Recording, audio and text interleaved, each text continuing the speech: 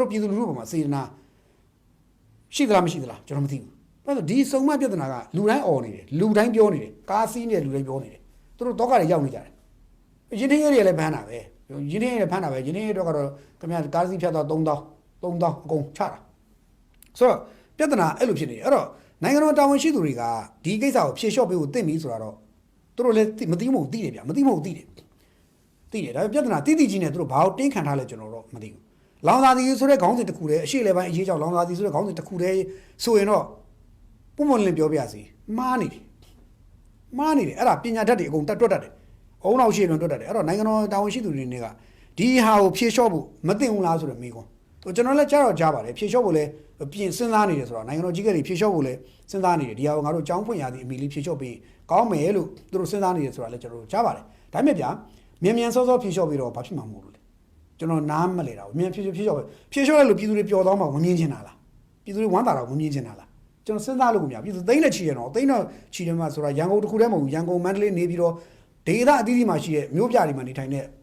ကုန်လုံးရင်ထင်းရဲရှိတော့မြို့မှာနေထိုင်တဲ့ပြည်သူမှန်သမျှကားမောင်းတဲ့သူမှန်သမျှအကုန်လုံးချေဝပြကြတယ်ဟိုဒါကြီးကမျောလင့်နေတာစုံမစင်မပြေဘူးစုံမပြဿနာစင်မပြေဘူးလုပ်ငန်းကိုသွားရင်လည်းအဆင်မပြေဘူးចောင်းသားကျိုးဖို့လည်းအဆင်မပြေဘူးဘာလုပ်လို့အဆင်မပြေဘူးဘယ်ဟာကိုမှအဆင်မပြေတာဒီစုံမပြဿနာဟုတ်ပြီစုံမပြဿနာအဆင်ပြေအောင်လို့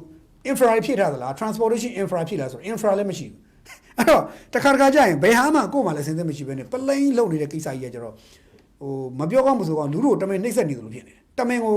ငါတို့ညစ်ချင်လို့ညစ်တာကွာရစ်ချင်လို့ရစ်တာကွာလို့ပြောသလိုဖြစ်မနေဘူးလားလို့ဆိုလို့ဖြစ်မနေဘူးလားဒါကြောင့်ချုပ်ကိစ္စလေးကြာနိုင်ငံတော်အကြီးအကဲတာဝန်ရှိသူတွေအနေနဲ့တီးဖို့လိုတာပေါ့ဗျာဒါလေးတွေကနောက်သမရဦးမင်းအောင်လိုင်းအနေနဲ့လည်းဒီစုံမဖြေလျှော့ရက်တရာတွင်မှာစုံမဖြေလျှော့ပါတယ်ကွာဘာဖြစ်လဲဖြေလျှော့တယ်ဆိုတော့သူ့ကိုပြည်သူတွေကလူတွေကလက်မခံဘူးလို့ထင်လို့လားဖြေလျှော့လိုက်တော့ပိုတော့သဘောကျအော်ဖြေလျှော့အေးပြည်သူတန်သူနားထောင်သားပဲလို့တွေးမှာပေါ့အဲ့တော့သမရဦးမင်းအောင်လိုင်းကသူပဲကိုယ်တိုင်ပြောခဲ့လို့သူပဲသူ့ဟာသူဟိုသူကိုယ်တိုင်ပြောခဲ့မိလို့သူ့ဟာသူပဲဟိုသူငါဟိုထုတ်ပြီးသားဆင်ဆွဲပြန်ဝင်ရောမရှိဆိုတဲ့ပုံစံအတင်းလုံနေသလားပေါ့တော့တချို့ဟာလေးကြလဲမဆိုင်ပါဘူးပြည်သူလူထုအဆင်မပြေဘူးထင်ဖြေလျှော့ပေးတာဒါကောင်းတဲ့ကိစ္စပဲခေါင်းဆောင်ကောင်းတယောက်ကအမှုကျင့်ပဲလေနော်ဒါအောင်ပြည်သူတွေအဆင်မပြေဘူးပဲဒါဆိုတော့ဖြေလျှော့လိုက်လေကွာ73ဒီကိစ္စလည်းပြေးလေပြီ9000နဲ့9000ကျော်ပဲဖြစ်သွားပြီဒီဇယ်ဆိုရင်โอเคအဲ့ဒါဆို8ဒေါ်လာပြေးလေစီရောတက်စီတီလန်းနဲ့မစီရတော့โอเคဒါဆိုရင်စီ30နှောင်းအောင်ရော့လာပြန်ကျသွားတာလားဘယ်လိုဖြစ်လဲတွက်ချက်လိုက်တူရှိရပါတယ်ဗျာဆိုတော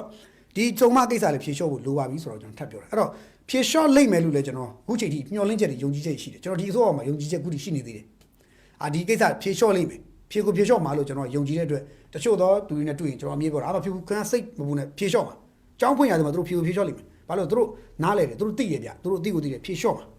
ဒါပေမဲ့သူတို့ဘာလို့စောင့်နေလို့မသိလို့ဖြေလျှော့မှာဒီလိုပဲကျွန်တော်တင်းခိုင်းပြောတာကျွန်တော်ခိုင်းပြောတာပြဿနာကိုကသာခံပြောနေတာပြောနေတဲ့ကိုကသာအာမခံပြောပေးနေတဲ့အစိုးရတုတ်တော့မလုပ်ပို့ဆိုတာမှာဟိုဝင်ကြီးဦးမောင်မြင့်တို့ဘာလို့ဆိုစုံမကိစ္စဖြစ်တဲ့နေဆိုတာမဖြစ်ကုန်ရောဝင်ကြီးဖြစ်သွားတဲ့အခါပုံစံပြောင်းသွားကား3စီးရတာဟုတ်ဗျာနော်ကား3စီးရတော့သူကြတော့ကား3စီးရတယ်မှန်ချလိုက်တာနဲ့ဝင်ကြီးဆိုတော့ဘယ်သူမှဘာမှဖမ်းဘူးအမှကျွန်တော်လည်းရှင်းလေးပါဟိုကျွန်တော်တို့ကားတွေဖြတ်မောင်းသွားတယ်ရဲတွေပဲတွေ့လို့ရှိရင်လေမတော်တဆဖြတ်မိနော်အကိုကြီးဆိုင်နောက်ဆိုဘာဖြစ်နော်စင်ကျွန်တော်ဘာပြောတယ်ကျွန်တော်တို့အဆင်ပြေပြီမဲ့ကျွန်တော်တကိုးစားအဆင်ပြေတယ်ဒါပေမဲ့ကျွန်တော်တကိုးစားအဆင်ပြေလို့ကိုယ်နေကကော့ကလေးမိုးမဆိုလို့ကျန်တဲ့ကောင်တွေမိုးမဆိုပါဘူးကွာလို့ထင်နေကိုချင်းမသာရောက်တယ်ကိုချင်းသာတရားကင်းမဲ့ရရောက်တယ်အဲ့တော့ရှင်းပြရရင်တော့ဒီရန်ကုန်လမ်းပေါ်တွေမှာမန္တလေးလမ်းပေါ်နေပြည်လမ်းပေါ်တွေမှာကားတွေရှင်းသွားတာကိုမြင်ချင်တာလားဆိုတော့မဆိုင်ဘူးကားရှင်းတာတိုင်းပြည်တိုးတက်နေတာမဟုတ်ဆုပ်ယုပ်နေတာကိုပြတာကားရှင်းတာတိုင်းပြည်ဆုပ်ယုပ်နေတာကိုပြတာနည်းနည်းလေးတွက်ချက်ကြဖို့လိုတော့ဗျာနော်ဒါလေးတော့အစုံမကိစ္စတော့ဖြေလျှော့သင့်တယ်လို့ပဲထပ်ပြီးအကြံပြုပါရစေပြီးတော့ဖြေလျှော့လိမ့်မယ်လို့လည်းကျွန်တော်ဒီနေ့အထိယုံကြည်နေသေးဖြစ်ပါတယ်မကြခင်ဖြေလျှော့မယ်လို့လည်းကျွန်တော်မျှော်လင့်နေပါတယ်ယုံကြည်ပါတယ်အဲ့တော့နိုင်ငံတော်တာဝန်ရှိသူတွေနဲ့ဖြေလျှော့တင်တာကိုဖြေလျှော့ပေးခြင်းအပြင်ကျွန်တော်တို့လက်ခုပ်တီးခြင်းပါတယ်ဒါလေးတော့ကျွန်တော်ကြုံကြိုက်လို့ထည့်ပြောတာပေါ့နော်ဒါကတစ်ခုပေါ့နောက်တစ်ခုကကျောင်းကိစ္စပဲနောက်တစ်ခုထပ်ကြံသေးတယ်ကျောင်းကိစ္စအဲ့ဒါဘာလဲဆိုတော့ဒီဆလော့ဂိမ်းဆွဲနေတယ်ဆိုတော့ကျောင်းဆရာမတယောက်ဒီဆလော့ကလည်းတိုင်းပြည်မှာတော်တော်ဒုက္ခပေးတယ်ဗျာကျွန်တော်ပြောတယ်ဘယ်ဆလော့မှမကောင်းဘူးလို့ဘယ်ဆလော့မှမကောင်းဘူးဆိုလို့ဘာလဲဆိုတော့ကျွန်တော်ဘယ်ဆလော့ပြောလဲဆိုအာနီဆလော့ပြောတာ